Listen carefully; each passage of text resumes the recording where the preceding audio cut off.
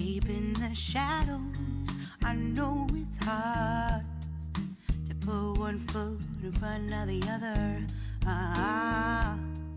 Hi guys, CeeChronicles here. Welcome and welcome back to my channel. I post fragrance reviews on this channel and would very much appreciate it if you did consider subscribing. That is, if you're not yet subscribed. Now, to those who are returning, thank you so much for the continued support. I have Orientica fragrances to review for you here, but before I get into that, let me give a quick message that I am attending the Middle East Beauty Fair that is happening next month, and we'll have the privilege to meet a lot of Middle Eastern fragrance companies. So if you guys have any requests or anything like that, you can drop it in the comment section and I will look into that, because it's going to be a once-off, kind of lifetime thing for me. It's an event that happens all the time, but for me, it's going to be the very first time attending that. And having said that, guys, to anybody who'd like to contribute towards that trip, to donate anything at all to make that trip as flawless as possible, you can utilize my PayPal donate link, which is on the interface of my YouTube page, just below my photograph there where there's the description.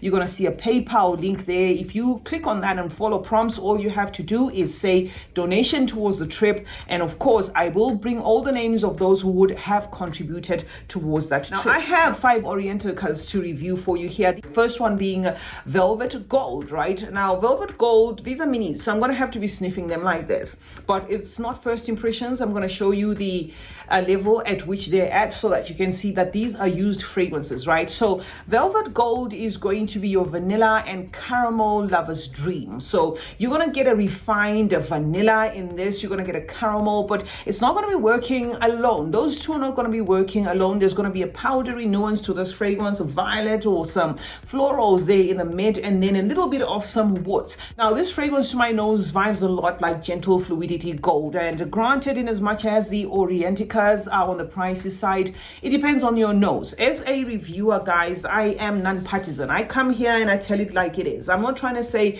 buy Orienticas or buy this one or buy whatever. I'm just saying, when it comes to the house of Orientica and some of the expensive Middle Eastern fragrances, it's all about allegiance. It's all about presentations, appearances and stuff. If you are looking to have a collection of these in your fragrance collection, then you will not have a problem purchasing from the house of Orientica, in as much as some of these DNAs have been presented to us by other houses. Number 2, guys, is going to be Royal Blue. Right now, Royal Blue to my nose is a woody, spicy, aromatic scent. Okay, this one, just sniffing off the nozzle as I did there, gives me a masculine tone to it, but it's also safe enough for women to wear because it has an underlying licorice sting that adds a warmthness to this DNA, right? So you're going to get a spiciness in this, you're going to get citruses in this, florals, and then there's going to be that licorice accord, and then there's going to be a resinous cardamom. All right, so I think it is the mix of that makes it safe enough for both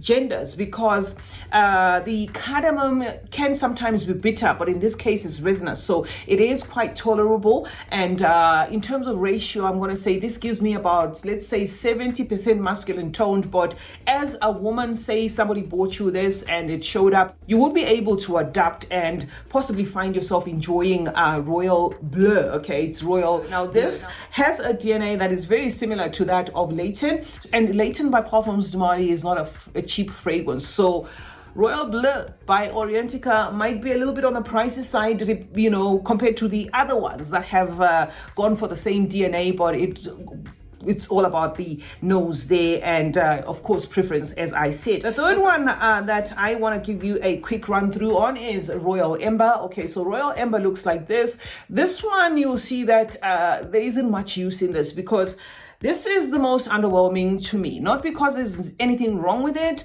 It has the refinement of the Orientica fragrances, which is that quality that I was talking about. And when I talk of refinement and quality, no pun intended to anybody, all right? There is this thing that you're going to get from certain companies. For instance, Swiss Arabian has got this waxy wrap-up of whatever they use in their DNAs, where their DNAs come off as, soothing and stuff like that. So they will give you a certain DNA, maybe that's been done over and over again, but theirs is going to have that staple Swiss Arabian kind of swoosh to it. And what I get from this is like a suede take of whatever juice, they make. It's got like a suede finish to it, like a cashmere finish to it, all of the ones that I have here, right? Of course, except for the budget line, because Orientica does have a budget line. And I like the fact that they do not switch, like give us different companies. If they do, then it's not something that I know of, okay?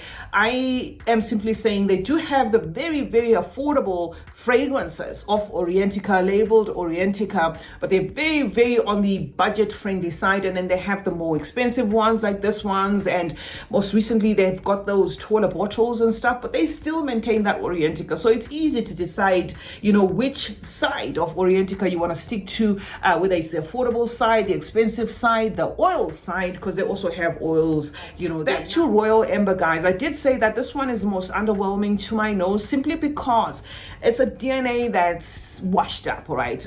The Layton I spoke about has been about the block, but it hasn't been as overly done, right? Just as Gentle Fluidity Gold. That DNA hasn't been overly done, but talk of Herba Pura, you know, Herba Pura, Kirke, whatever you want to call it, this DNA has been pushed and pulled about and whatever, okay? But for those who don't know how it vibes, it's going to have the fruits, especially the woods, especially, but mostly the fruits, okay? Mixed fruits and a melon that comes there to water things down. And I think the twist in this is in the sweetness, that I don't get like a very punch in the face type of sweetness that I get from the real thing in here. So it is of a moderate sweetness. That's the only thing I can give as a plus side. But Royal Ember, say for instance, I did have the money, I would possibly buy maybe this one, okay, the Royal Bleu, because this one's very different, and this one, because the only other inspiration that I've tried of Gentle Fluidity Gold has been that of Fragrance World, and I feel this one's a better option, right? So that's what I can say, guys, about Royal Ember. Next up, guys, is Oud Saffron. Okay, this is how it looks, all right? Okay, this one is made up of spices. There is woods, gentle oud in here, very, very gentle oud, some saffron, of course, and some vanilla. Now, this fragrance feels a lot to my nose like that Lancome Oud Bouquet, but there is a syrupy weight in this particular fragrance. I don't know what they did, whether they amped up on the vanilla to give it like a syrupy roundup. I don't know. So it is quite enjoyable and quite polarizing, this particular one. This one will last till the next wash. This, I get a refinement. Refinement, by this I mean it feels a lot better than Oud Mood, for instance, to my nose, which is another take on that fragrance. You know, it's not as squishy. It's got that silky wrap up that I did say comes with the Orientica fragrances, you know, that suede wrap up that comes with the Orientica fragrances. So yes, certainly one that you may want to consider, right? But it does have that amped up sweetness, so do expect a syrupy accord, you know, to that one. The very last one is going to be Ember Rouge, and I think this one is the most popular, especially when it comes to these bottles, simply because it is, you know, at par with that Baccarat Rouge 540. So this is the close-up of the fragrance, right? To me, it feels as though it's got a heightened amberwood, a little bit amped up woody feel, saffron feel, spicy feel, that sort of thing, but it dries down to that same destination of a rubbery, inky thing that you get from Baccarat Rouge 540.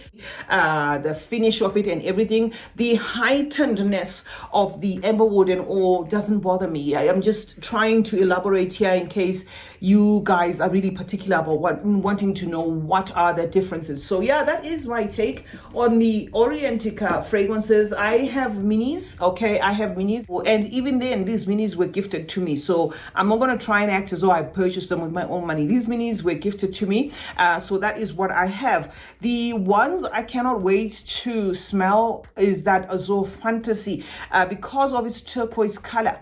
I just want to know what it's all about. You know, I'm just curious to know what it's all about. The Royal Exclusive Ember, I'm not so sure because of the naming of it, because there is an Ember Royal here, right? Let me just check. Okay, there is that Royal Ember, which I said goes, you know, after the Herba Pura, so I'm scared of that one. It could very well be a Kirke or something like that, because those vibe the same. But anyway, that's what I can say, guys. That is my take on these luxury Orientica fragrances. I don't even know how I should be holding them for the sake of the thumbnail. Let's see if I can do this. Okay, that's my final take. I can only hold 4, right? And I think I'm gonna have to change this thumbnail to something else, because these are ridiculously small. Let me know in your in the comment section which ones you would recommend. I have put my nose on Melody the Orientica. That one is a lot like Sintra, and I have put my nose on the red one. I think that one was a lot like is it Delina or something like that. So yeah, not bad, and the quality is not bad. It just depends on your pocket, guys. CeeChronicles is my name. Thank you so much for joining me today. Let's meet in the comment section where we discuss more about fragrances. Remember to turn on post notifications. That way you get to be notified anytime I upload a video. Like and share this one. And remember, smelling good is a form of good manners. Cheers.